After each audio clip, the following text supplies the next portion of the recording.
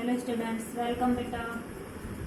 हमने पहली जो वीडियो थी उसमें वर्ण विचार के बारे में अध्ययन किया था। ठीक है, आज हम जो वर्ण विचार में व्यंजन है, स्वर 11 होते हैं, हो गया था।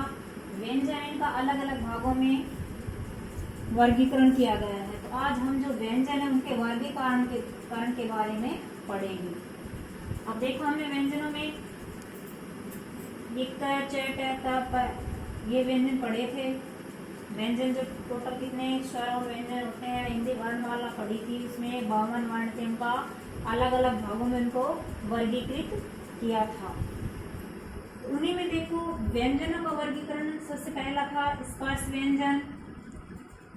ठीक है, स्पर्श व्यंजन थे, अंतस्थ व्यंजन थे, स्पर्श अंतस्थ व्यंजन, और एक था ऊष्म व्यंजन। ये 3 तरह के व्यंजन थे। तो सबसे पहले हम देखेंगे बेटा, स्पर्श व्यंजन कौन कौन से हैं। 5 वर्गों में विभाजित किया गया था। प वर्ग, च वर्ग, ट वर्ग, त वर्ग और प वर्ग। इनमें क वर्ग में क ख ग घ, च वर्ग में च छ ज झ य, ट वर्ग में ट ठ ड ढ ढ,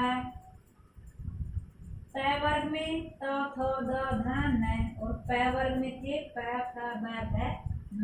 ये इन वर्गों में इन व्यंजनों को विभाजित किया गया था। और ये ही पांचों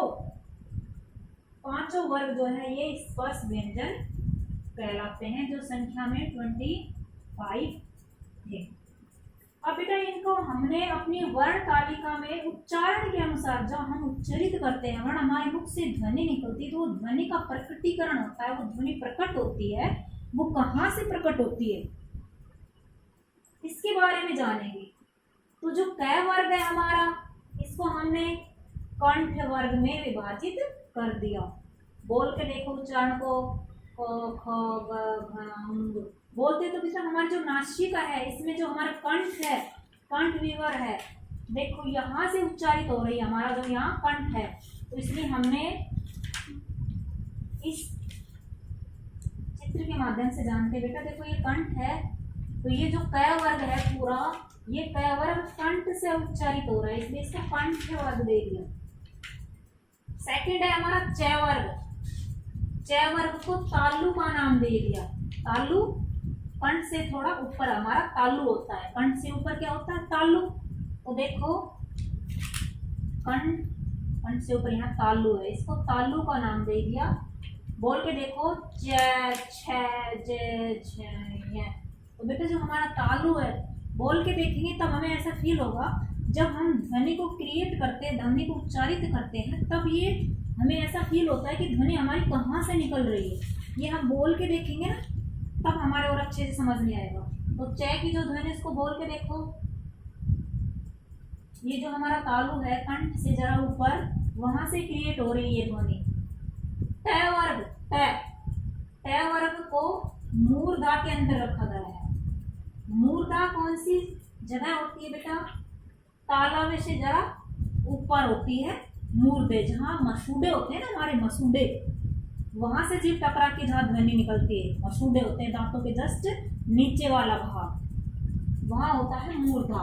देखो यहाँ मसूड़े हैं ना हमारे, तो मसूड़ों से टकराकर जो ध्वनि प्रकट होती है, वो होती है मूर्धा ध्वनि, जिसमें अड़ और ढ ध्वनि, जो क्षिप्त ध्वनि थी हमारी, अन्य वर्ण थे, वो भी मूर्धा के अंतर्गत ही आते हैं। मूर्धा हो गया। अब आता है तय वर्ग। तय वर्ग में बेटा, तय वर्ग को हमने दिया दंत का नाम, यानी कि तय वर्ग के सारे जो वर्ण है वो हमारे दंत वर्ग के अंतर्गत आते हैं। ये कहाँ से उच्चरित होते हैं बेटा? हमारी जो जिह्वा है वो दांतों को टच करती है। बोल के देखो, त थ द ध न। तो जो हमारी जिह्वा है, जीभ है हमारी, जीभ जो है हमारी दांतों को टच करती है, और तब ये तय वर्ग बोला जाता है। ध्यान रखो, ये जो दंत वर्ण है, तय वर्ग है, ये जो एजेस लोग होते हैं, ओल्ड एज हो जाती है, जिनके दांत गिर जाते हैं, वो लोग ये ध्वनियाँ उच्चारित नहीं कर पाते, क्योंकि जो साउंड क्रिएट करने के लिए उन्हें हवा जो होती है वो दांतों से टकराई जाती है, लेकिन उनके दांत गिर जाते हैं तो वो साउंड जो होती है उनकी ध्वनि नहीं निकल पाती है। तो तय वर्ग जो है वो दंत वर्ग के अंतर्गत आता है, और दंत वर्ग जो होते हैं वो दांतों से इनकी ध्वनि क्रिएट होती है। अब आ गया पै वर्ग। पै वर्ग किसके अंदर आता है बेटा? ओष्ठ, यानी कि होठों के द्वारा जिसका प्रकटीकरण होता है, यानी कि होठों के द्वारा जो साउंड होती है हमारी, वो होठों के द्वारा क्रिएट की जाती है। देखो पै, फै, बै, भै, मै। हमने बोला प, हमारे जो होठ है दोनों टच हुए, बगैर होठ बन के साउंड करके देखो, आवाज आती है? नहीं आती। तो इसलिए इस पै वर्ग को हमने दे दिया ओष्ठ वर्ग। तो ये कंठ, तालु, मूर्धा, दंत, ओष्ठ ये स्पर्श व्यंजन के अंतर्गत आए, और निमड़ और ढ को छोड़कर। ठीक है, ये इसके माध्यम से देखो, हमने पिक्चर के माध्यम से जाना, इसको एक एक्टिविटी के माध्यम से जाना। यहाँ कंठ, कंठ से दो ध्वनियां निकल रही है, कंठ तालु से निकल रही है, तालु मसूड़ों से टच होके आ रही है वो मूर्धा, और जो दांतों से टच होके जाती है वो दंत, और जो होठ, ये होठ है ना, होठ से जो ध्वनि टच हो रही है, साउंड क्रिएट हो रही है होठों से, वो ओष्ठ। इस तरह से हमारे ये स्पर्श व्यंजन क्लियर हो गए। व्यंजन का पहला पार्ट स्पर्श। सेकंड था हमारा अंतस्थ व्यंजन। अंतस्थ व्यंजन कौन कौन से थे बेटा? य, र, ल, व। अंतस्थ व्यंजन क्या होते हैं?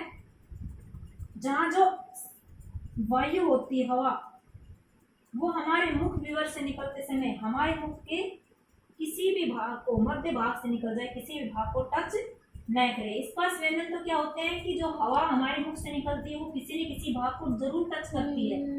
जिव्या और हवा जो होती है वो हमारे मुख को किसी न किसी मुख के भाग को जरूर टच करती है, तो वो स्पर्श होती है। स्पर्श का मतलब होता है छूना, यानी कि जो हमारी प्राण वायु है वो ध्वनि क्रिएट करते समय हमारे मुख के किसी न किसी भाग को टच करती है। लेकिन अंतस्थ व्यंजन में क्या होता है कि मुख के मध्य से यह वायु निकल जाती है। ठीक है, तो ये ध्वनि या व अंतस्थ व्यंजन हो गई। उष्म, उष्म का अर्थ होता है बेटा गर्म। उष्म, उष्मा होती है ना, उष्म हॉट, गर्म। उष्म व्यंजन क्या होते हैं?